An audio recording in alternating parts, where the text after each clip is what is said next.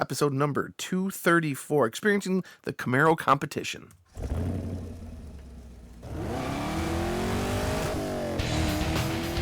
Welcome to the Camaro Show, a podcast about all things Camaro and GM Performance News. I'm Chris Frezza. And I'm Jason Debler. We're your hosts for this week's episode of the Camaro Show.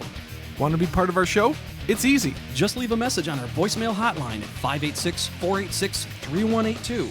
So sit back, relax, and enjoy the show. And welcome back, everyone, for another exciting episode of the Camaro Show. I'm Chris. I'm Jason. What's up, dude? Oh, man. Breaking the weather.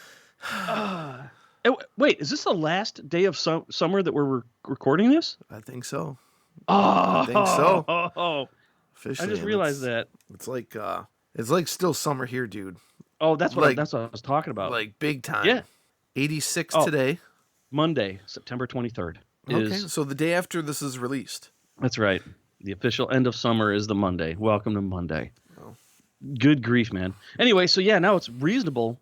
Gonna go out and work on my car with the garage door open. Not I was gonna say not freeze, not roast. It's gonna be cool, man. Yeah. We got a lot of stuff to talk about. This is a jam-packed show. I don't know if we're gonna be able to fit it all in, but we're gonna try. We're just gonna have to be, what's that? We just have to be short. All right. So last weekend, we both coincidentally drove some competition of the Camaro. Wasn't planning it.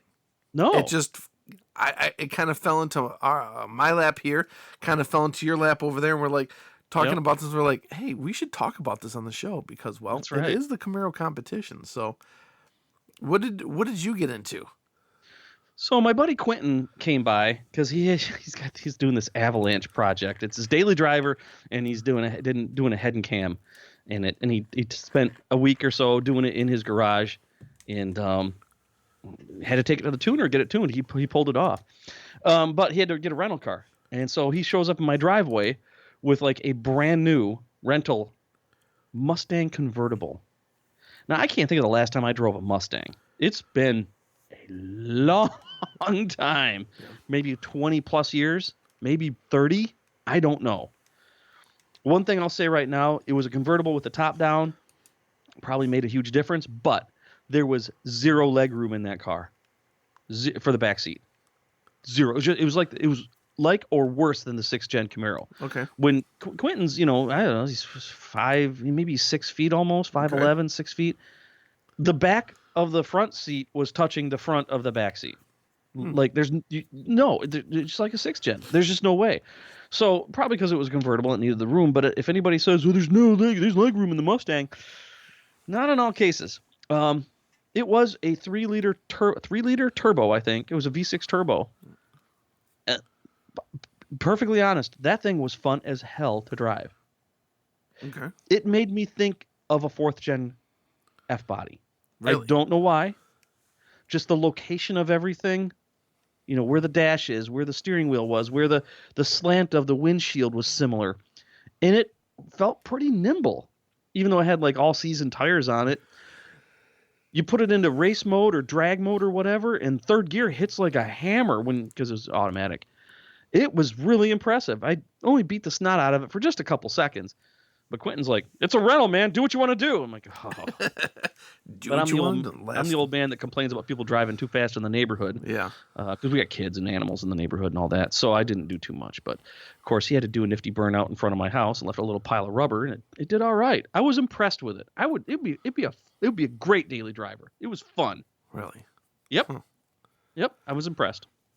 What'd you drive? So Sunday afternoon, I was sitting around doing some video stuff, and I get a text from Manny, from Muscle Cars and Trucks. Yeah. And he says, "Hey, I got this Challenger here. Do you want to go play around with it?" And I was like, "Yeah." So he's testing it, and he picked me up, and we happened to go out to Woodward, and we were gonna just cruise. And I was like, "Are you hungry?" And he's like, "Yeah." There's this restaurant I've never been to before called Vincetta's Garage, and it's an old garage they converted into a restaurant. And The food is award winning.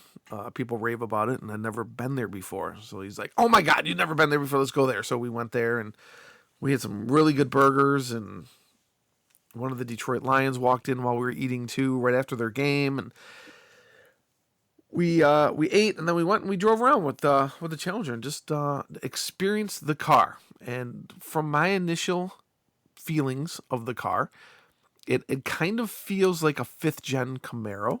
It's bigger in the inside than a 6th gen. Definitely feels bigger inside. The back seat is obviously more spacious. Mm-hmm. It's a land yacht. It's a boat. It's huge. It's 470 horsepower, and the one we were in was a Scat Pack, wide body. So everything's a little bit wider on the outside. Probably for the tires. Wasn't it O.J. Simpson that said everything looks a little big? Nah, maybe. I don't know. Remember Drew and Mike? Yeah. It was cool. a cool like army green type color. Yeah, that was kind of cool. But it was a fun car. Yeah. The price tag is $57,000. That ain't fun. So I don't know how they're pushing those. If they're pushing them out with money on the hood or lease deals or what. I don't know anything about that, but that was my first experience in an upper level Challenger before. Yeah. It's not bad. It looks nice inside. It's comfortable, but for the money, definitely I would definitely go with a Camaro. Yeah. A 1LE. Yeah. But I mean, if you want Hell, a bigger car, you can pick up a used like 17 ZL1, 18 ZL1 for mid 50s now. gosh, That's a I saw a 650 ZL1 650. 1LE on the road the other day. Yeah. Dude smoking a cigarette in it. I'm like, ugh! Well, his car. He's allowed to suck if he wants. Yeah. Oh, boy. But like you said, it's good to drive the competition to see Yeah. what else is available. Mustang, I haven't driven a Mustang since I went out to Pahrump for Spring Mountain for when GM did the launch of the 2-liter turbo car, and then they made us drive a 5th gen Camaro, then the Mustang, and then the 2-liter turbo car.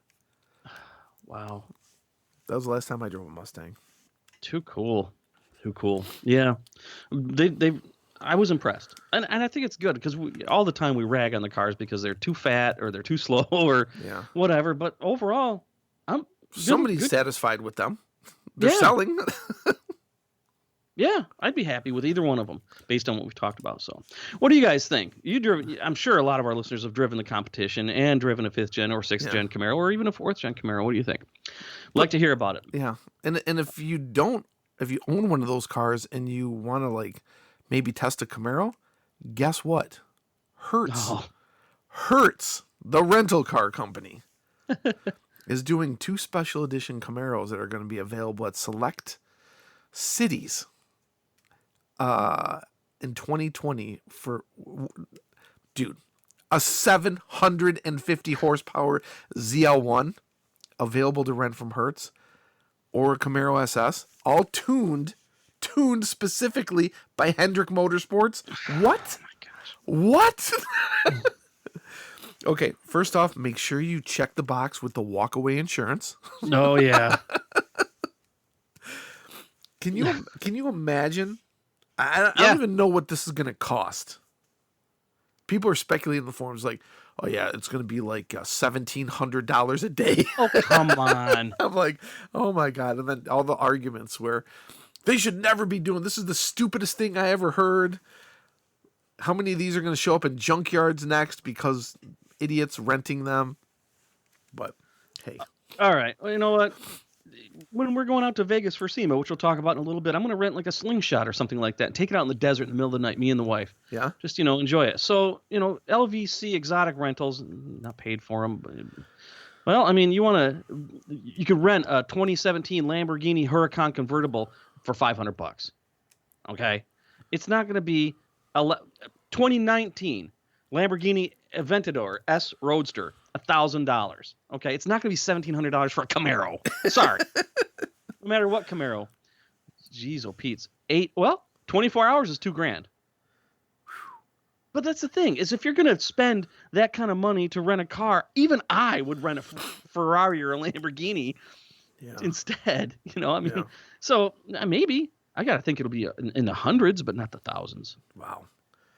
So they're going to have an extra 100 horsepower for the ZL1, courtesy of Hendrick Motorsports, and they're only going to make 24 of them.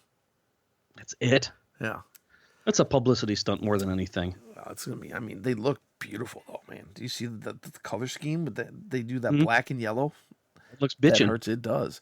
They're going to be available throughout the fall, starting in select cities.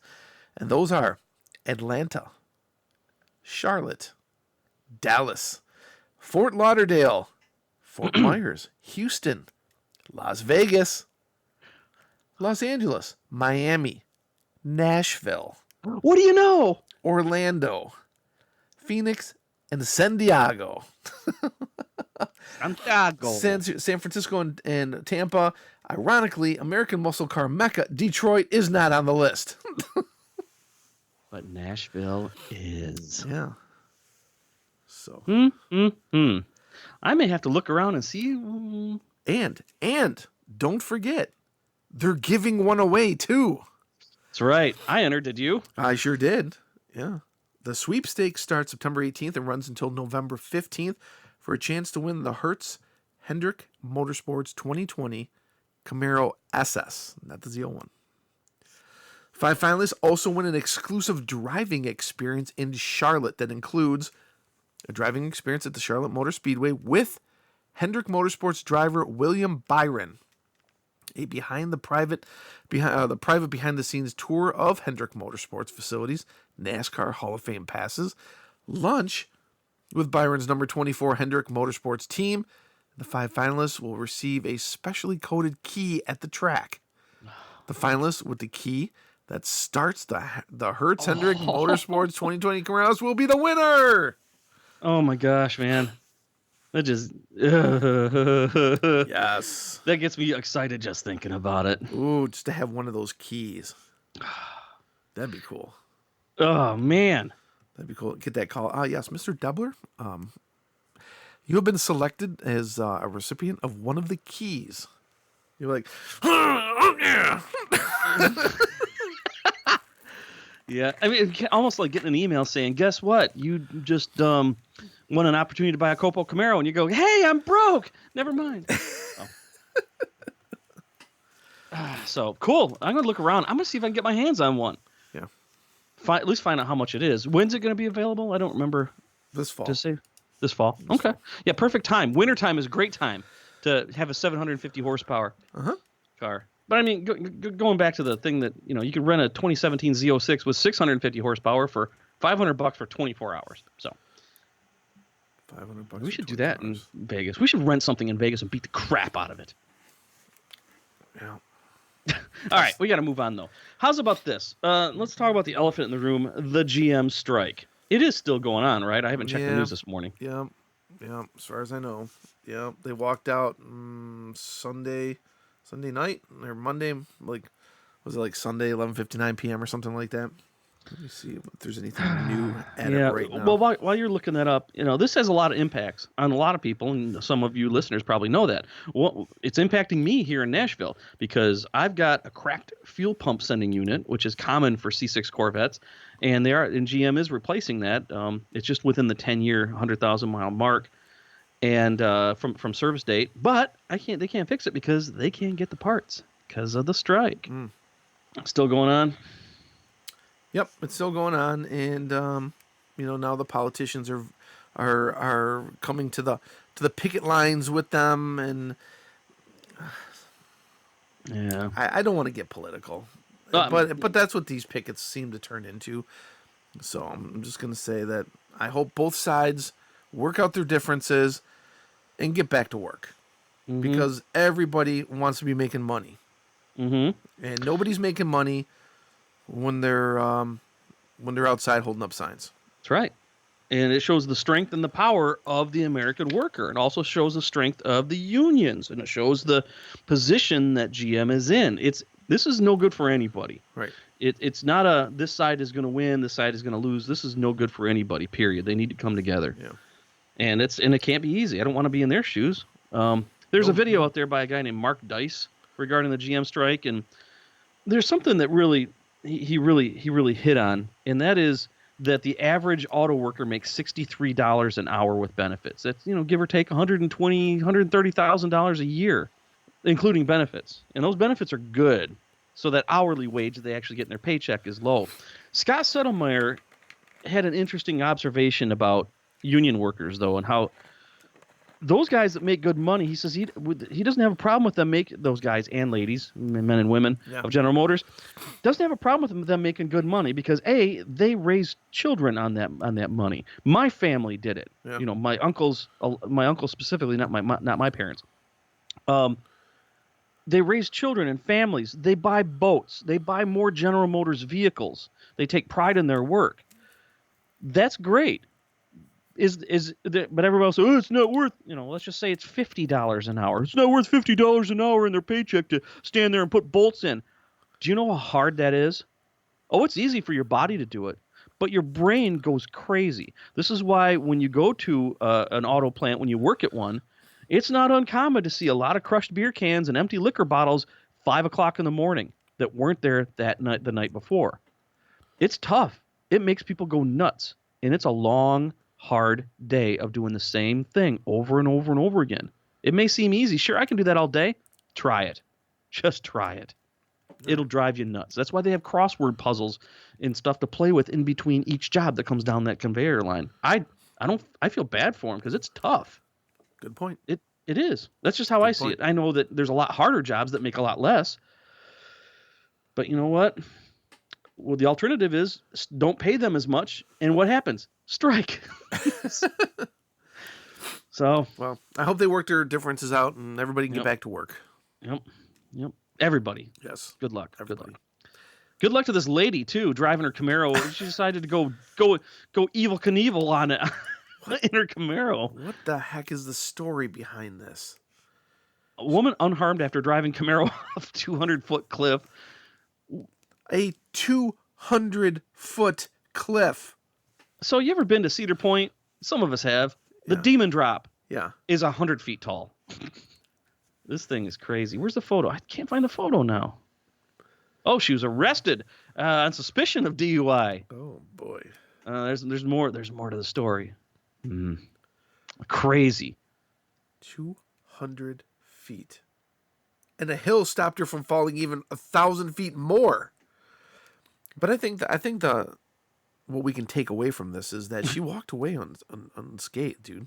Yeah. After dropping 200 feet in a Camaro. It's hardcore, man. Yeah. Dangerous. Wow. So good for her. Don't drink and drive, idiot. Yeah. It's no secret. Wow. It's hands-free Tennessee down here. What does that mean? They call it hands-free Tennessee, meaning you can't be driving with the phone in your hand. Oh, okay. But they still do. Oh. And I still don't understand why people do this. Why do they talk on the speakerphone with the phone pretty much almost in position of talking on it without being on speakerphone? Yeah. Why do they do that? Don't know. Why? Well, why? You don't see a guy who's an executive in his office with his face right down to his desk phone when it's on speakerphone, talking an inch from it, a half an inch from it. Why? Okay. Next. 25 cars people refuse to associate with. Actually, do we have any more Camaro news here? Yeah, we do. Oh, yeah, we do. All right. We were going to hit this last week, and we saved it till this week. And I thought this was extremely interesting because I don't know. Okay, well, just go ahead and read it. Give me the headline. This is the Jeep Wrangler thing, right? Yes. You're thinking of? Big trade-in for the JL Jeep Wrangler, pony cars. Buyers are swapping one American icon for another. And this comes to us from Muscle Cars and Trucks. So they interviewed the FCA people. And what they were saying is that recurring customers for the new JL Jeep Wrangler are, of course, primarily JK owners, according to Jeep North American director Scott Talent. But then he mentioned a bit of a surprise. People willing to trade in their iconic muscle cars and pony cars. The pony cars, a lot of them get traded in. Ford Mustang, Chevy Camaro, Dodge Challenger for that Jeep. The pony car and muscle car segment consisting of Camaro, Challenger, and Mustang has taken a dip in sales over the past few years. And it would be huge if the Wrangler was some sort of reason as to why. It's actually in all likelihood that this trade-in phenomena happens to point to something outside the myopic spreadsheets. After all, the Mustang, Camaro, and Challenger and Wrangler all have something in common. They're American icons. They're lifestyle vehicles. They're discretionary. Buyers don't need them. They want them. Mm-hmm. They want these vehicles for Americana, a style and personality that only these vehicles can deliver. Additionally, there's another data point that drives this notion home, and that is in regards to full-size trucks. Continuing a trend we've seen over these years was trade-ins from full-size pickup truck buyers. The Ford series, the Chevrolet Silverado, said Talent. While these vehicles are more utilitarian than muscle cars, they share the same archetype as the Jeep Wrangler. Huh. As for the 2020 Jeep Gladiator trade-ins for this vehicle have largely been mid-size and full-size trucks. Oh, boy. Let's get into this. So, myself, as a Camaro owner, I don't know if you put me into a different category because not only am I a Camaro enthusiast, but I'm like super enthusiast. You know, we do everything. We talk, breathe, do a show on Camaro. I've done websites on Camaro. I would never in a million years think about trading my Camaro in for a Jeep. Ever. I wouldn't either. Ever. I don't know if these are the casual, as they call it, muscle car buyers from we saw through the last, since like 2009 when Camaro came back on the market and just crushed it. Just crushed it. You know, because it was gone for a while and, you know, Transformers happened and everybody wanted a Camaro. Maybe those people are now moving into a point in their life or see this Jeep in like something more utilitarian. I don't know. What do you think? It's the hot thing. It's the people that buy a Camaro because it's the hot thing. Right. Or the Mustang because it's the hot thing. Well, now Jeeps are hot again. And then that comes in waves just like anything else. So, you know, it's those who aren't fully dedicated to it. The ones that those that say, yeah, I don't know, it's a Camaro. I bought it. I like it. It's fun. I drive it. And now I want to buy something else. You know, it's just weird that I guess maybe it's not so weird. It's weird in headline, but it's not weird in the overall theory. I don't know. I find it weird. I just don't see people shopping like, I got a Camaro, I got a Mustang, I got a Challenger. Hey, I'm gonna go get a Jeep now. They're not the same vehicle. Yeah, but they're a vehicle to these people. It's you know, it's the hot thing. Yeah, I guess. Yeah. So. Oh, okay. We don't have any voicemails and emails. We have no week, voicemails right? or emails this week. No. Well, we need to get some in and talk about so people can talk about the stuff that we've been talking about. That's right. So we want to hear from you. We got more stuff to talk about right after this. Hey, want to be part of this show? Well, we want to hear from you. Just hit our digits at 586-486-3182, 24 hours a day. Leave us a message, and we'll feature it in an upcoming show. So what are you waiting for? Do it now. Yeah. Do it now. Do it now. Pause the show right now. Pause and it. Do it. Call and say, I'm doing it. That's all you have to say. I'm doing it. And then hang up. Oh, no. Hey, it's Personal Dave. Doing it. I'm doing it. Oh, that sounds weird now that I think about it. I'm doing it. Okay, next article. 25, Chris, you sent me this one. 25 cars people refuse to associate with. Let's talk about 25 cars that suck. That's what it should be called, right? Oh, my God. Want me to go down the list? Yes. I was laughing reading these. I'll not read the... Well, I'll read some of it. I'll read Cliff Notes. Okay. Number one. Actually, yeah, well, it is the first one. Yeah. Mitsubishi Mirage. You don't have to say any more. Yeah. The Dodge Nitro. I knew people that loved those things. Yeah. The Chevrolet Camaro Iron Duke. It really was that bad. Well, Yeah. I would say the power plant, not the actual Camaro. Oh, just the Iron Duke. 90 horsepower, 0 to 60 in 20 seconds. Wow. What were they BMW thinking? 745L E65.com XL. How many letters and numbers can you smash into that? Ugly. Yeah, it looks all right, I guess. Junk. Dodge Omni. I had one. Yeah, I kind of like the Dodge, especially those GLH ones. Well, I had the Dodge Charger, which was based on the Dodge Omni. It's just a two-door version. Right. But those things were... And my buddy Charlie, his first car was a Dodge Omni. The Yugo, screw yourself. I mean, the Yugo GV. That was a $200 car when it was new. Damn. The Fiat 500L. Just look at that thing. The Just Pontiac Aztec. Oh. No. The Aztec never gets any love. Yeah. This one I agree with. The Renault Le Car. Oh, God. I hated those things. They were just... The Ford Pinto. Great drag car if you don't, seriously, because they're so short. Rear-wheel drive front engine. They made good drag cars, but otherwise they just made great explosions. I guess it really wasn't that bad, but the media made it out to be bad. Number 11, Chevrolet Cobalt. Wow. I don't think that's a big deal. I liked it. I think it's just there because of the whole ignition thing. Remember Yeah. the whole ignition key thing? Yep, that was a bummer. Number 12, the Cadillac Cimarron, which is basically a Cavalier with Yes. nice seats Yes.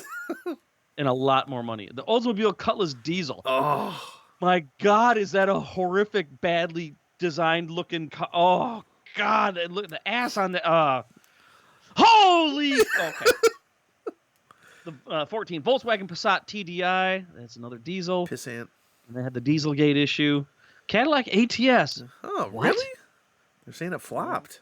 I guess. Maybe it just wasn't the right thing. Honda Insight. Next.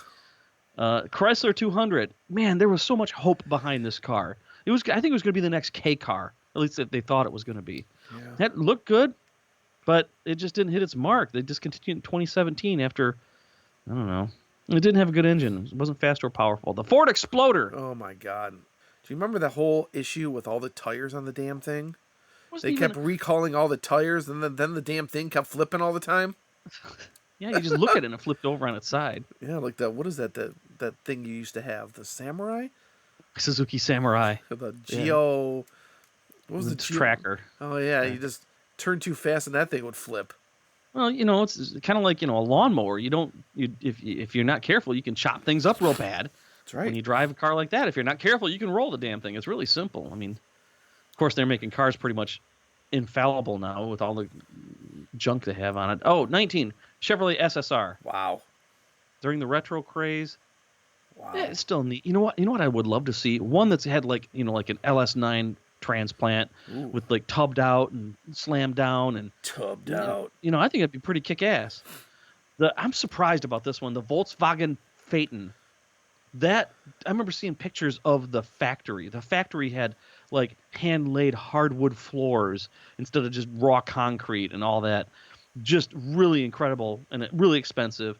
It was actually based on a Bentley Continental, but just cost way too much. Suzuki Kizashi. Never heard of it. Never heard of it. Four-door Next. Suzuki thing. The Hummer H2. Hummer H2. I don't know, man. I think Hummer went away too fast. I really do. I think if Hummer was around today, they'd be selling so many of them. Yep. Because you know how it went to whole truck thing, and then now it's back again. Yep. Your dad bought one? My dad, he's like, I'm thinking about buying a Hummer. My dad's 72 years old. I'm like, Dad, come on. What's wrong with your truck? Yeah, it's got things wrong with it. I might as well just, trade it in and get something else. I said, Dad, there's other things you should probably get. There's a reason why they stopped making them. They don't get good gas mileage. I guess they're unreliable. And, you just... Then he calls me up 2 weeks later. Yeah, I bought another vehicle. I said, what'd you get? And he goes, you're not going to like it. Did you buy a Hummer? He bought a Hummer. But you know what? He's had it for like 2 years now, and he loves it. Is it an H2 or an H3? I think it's an H. I don't know. I think it's an H3. Okay. I don't know. But he loves it. He really does. The next one, gosh, it's a bummer. The Cadillac ELR. Dude, I would rock that thing. I would rock that thing every day. That was such a good looking car. It was just like so the expensive. CTSV coupe. The Kia Cadenza, never heard of it next. The Mitsubishi whatever it is. God, it looks like a car horrible. and an egg had a child that was designed by Dr. Seuss and a third grader. Oh, and that's it. Was that it? Yeah, that's it. Well, that's 25. We ran through them fast. 25, yeah. If you've got one of those cars, sorry. Good Lord. Good Lord. Let's see here. Got a couple more things. We want to talk about donuts and Brody's. We're going to have to save that for another episode. And but I do want to, let's see here. We got a couple more things. Oh, I got to talk about this. This came from Popular Mechanics. Why racing stripes cost $10,000 on the 2020 Ford Mustang Shelby GT500? All right. And are they worth it? No. Seriously. End of story. Really cool, but $10,000 because they're painted on, and I think they're. Actually, here's a quick story. I was talking to someone last weekend at my brother's house. He was driving a 2014 Mustang GT500. Oh yeah. And I asked him what he thought of the new 2020, and he said, "Well, I have one on order, but I'm thinking of canceling that and buying a C8 Corvette.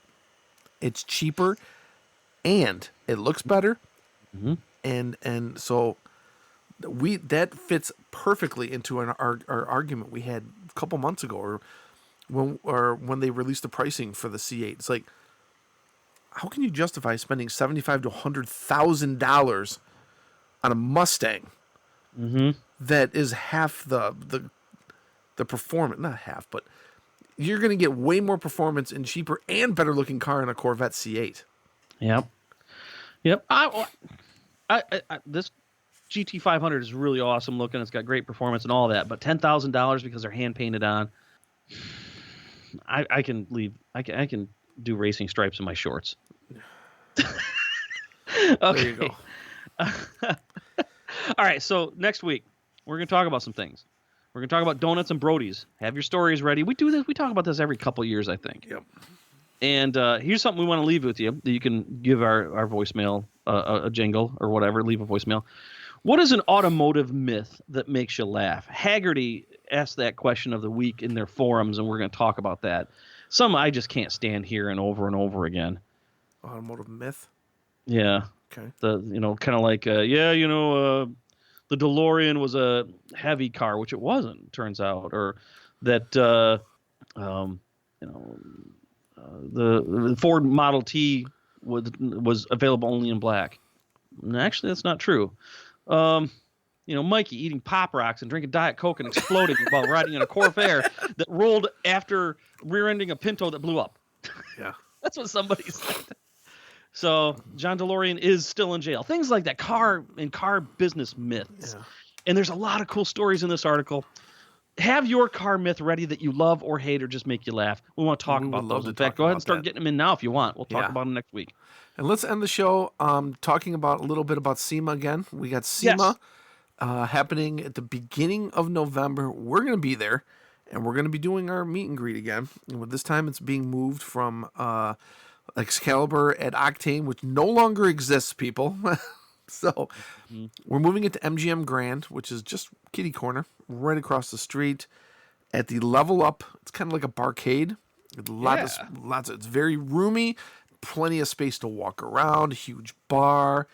There's all sorts of cool stuff. We're going to be doing that on November 6th, which is the Wednesday. And I don't know what time should we do it? 8 o'clock? Should we meet at 8 o'clock earlier? 7, 8? I think 7. 7? Yeah. Not to mention plenty of room to walk around, some video games to play, the whole 9 yards, and no male strippers hanging out there picking up lonely housewives with herpes on their face. Wow. Sorry, man, I'm salty today. So November 6th, 7 p.m. Pacific Standard Time at Level Up MGM Grand. I'm going to create a Facebook event. So if you want to add yourself to that, it'll be in the Camaro Show Facebook page at facebook.com/Camaro Talk Show. Yep. Cool. We would love to see you there. We'd love to have a drink with you. Talk car stuff. Yeah. Yeah. Bruh. So, all right. That's it. Yep. This ran a little long because we knew we had a big old episode.